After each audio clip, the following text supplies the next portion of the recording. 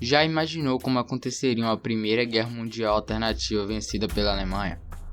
Bom, nesse vídeo eu vou tentar simular como isso poderia acontecer, e sabe que eu tentei fazer o melhor que eu pude nesse vídeo, tanto que ele até demorou muito para sair. Mas se ainda assim você vir algum erro, por favor deixe nos comentários que com certeza eu vou citá-lo abaixo. E esse vídeo vai funcionar basicamente igual ao da Segunda Guerra Alternativa. Eu vou colocar um sinal de mudança como esse, quando a mudança da realidade acontecer. E esse aqui quando ocorrer igual bem parecido com a vida real, porém não no mesmo dia, ano ou mês. Então fiquem atentos. E eu gostaria de pedir que vocês entrem no meu servidor do Discord na descrição abaixo, pois ele está sendo reformulado e eu sei que ele tinha muitos problemas e ainda tem, mas estamos corrigindo ele ao máximo. Espero que vocês façam parte dele, e eu tenho certeza que irão gostar dele.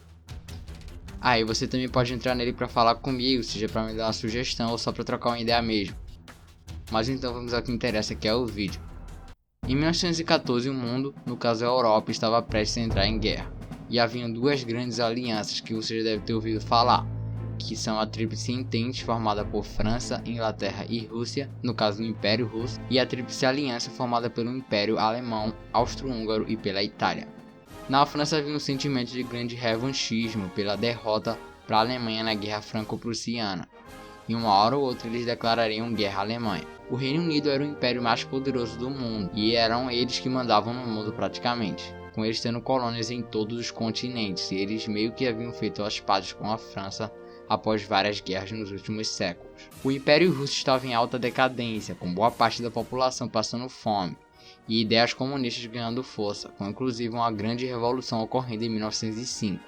A Alemanha era um país recém-unificado e já era militarmente o país mais poderoso da Europa, porém tinha menos colônias que França e Inglaterra, e acabando tendo que se aliar à Itália e à Áustria-Hungria. A Itália também era um reino recém-formado e com poucas colônias, com eles querendo se expandir, e eles se aliaram à Alemanha e à Áustria-Hungria, porém eles tinham interesse em território austríaco. O Império Austro-Húngaro era um império que era meio que uma sociedade entre a Áustria e a Hungria, que era governado pela Áustria, porém nele haviam pessoas de várias etnias diferentes, e eles haviam anexado a Bósnia, que já era ocupada por eles há um bom tempo, mas que pertencia ao Império Otomano. Nisso chegamos à Sérvia. A Sérvia era o maior inimigo do Império Austro-Húngaro, e a anexação da Bósnia pelos austríacos deixou os sérvios bem revoltados, já que essa era uma região com alto número de sérvios. Nisso também temos que falar do Império Otomano, que nos últimos 2 séculos foram aos poucos perdendo muito território e já estavam em alta decadência, com eles também tendo muito problema com os russos. E bem, como podem ver, uma guerra aconteceria de um jeito ou de outro.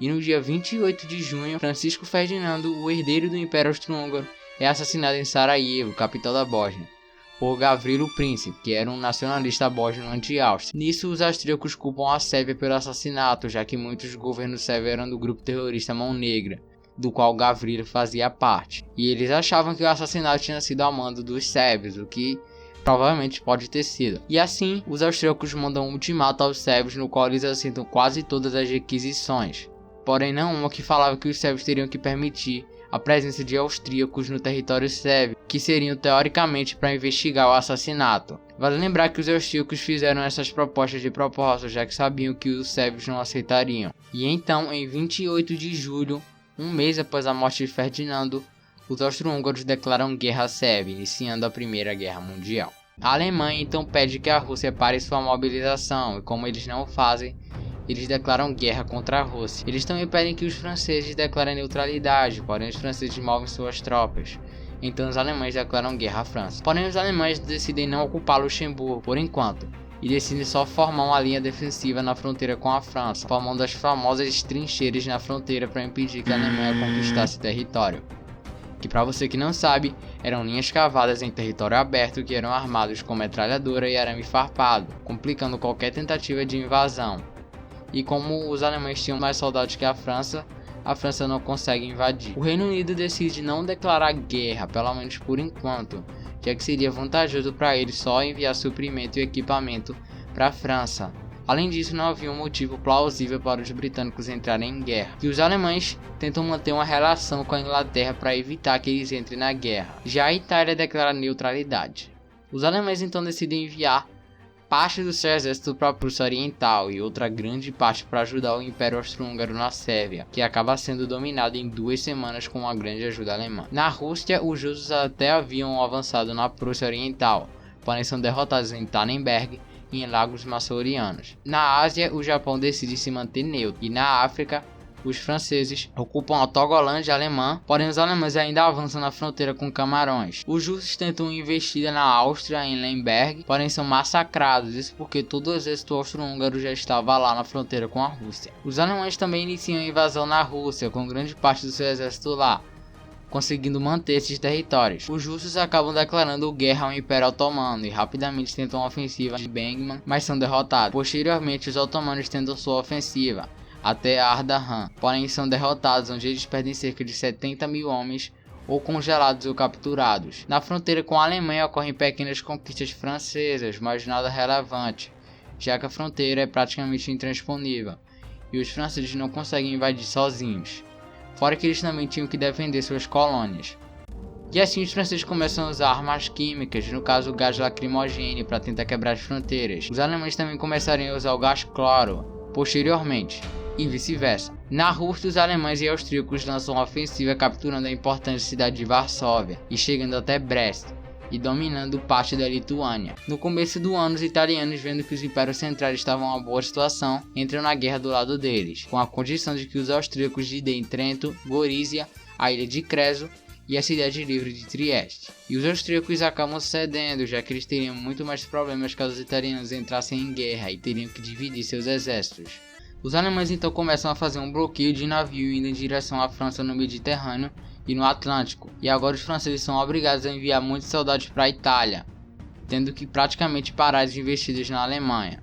Porém, essa região da fronteira da França com a Itália é montanhosa e fria nessa época, e os italianos demorariam até lançar uma ofensiva. Nas outras colônias, os alemães haviam dominado ilhas francesas na Oceania, e na África os alemães haviam enviado muitos homens para Camarões e haviam inclusive conquistado alguns territórios da África francesa. Enquanto no Oriente Médio os turcos capturam partes da Pérsia, o atual Irã, para capturar o petróleo da região.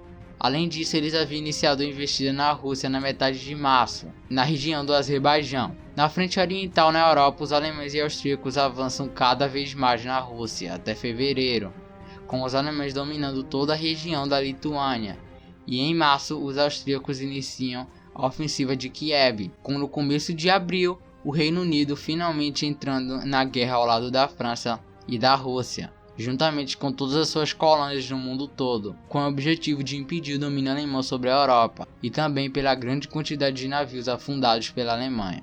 Os italianos finalmente lançam sua primeira ofensiva contra os franceses na metade de abril, dominando um pedaço da fronteira com a França. Já os otomanos iniciam uma forte ofensiva em regiões da Armênia e do Azerbaijão, no Império Russo. Os ingleses chegam aos montes até o final de abril na fronteira da França, e eles também começam a invadir colônias alemãs na África e na Oceania. Além disso, o Japão também entra na guerra. Porém, na frente oriental na Europa, os austríacos conseguem dominar Kiev e os alemães dominam praticamente toda a região dos povos bálticos. Além disso, a população estava faminta e já que eles estavam com fome, as ideias comunistas começaram a aumentar.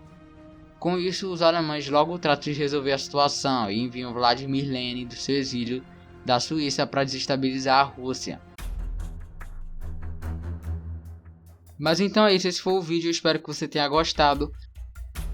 A parte 2 não vai demorar para sair, eu acho que na semana que vem ela já vai estar saindo.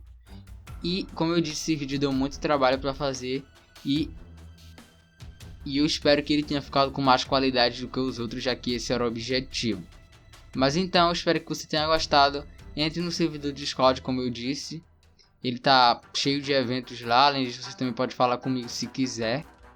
E eu sei que faltam animações nesse vídeo, mas eu quis focar mais nos mapas, já que essa é uma simulação. E terão mais animações nos vídeos de história, que eu ainda farei muitos. Então deixe seu like, compartilhe, se inscreva, ative a notificação e até a próxima.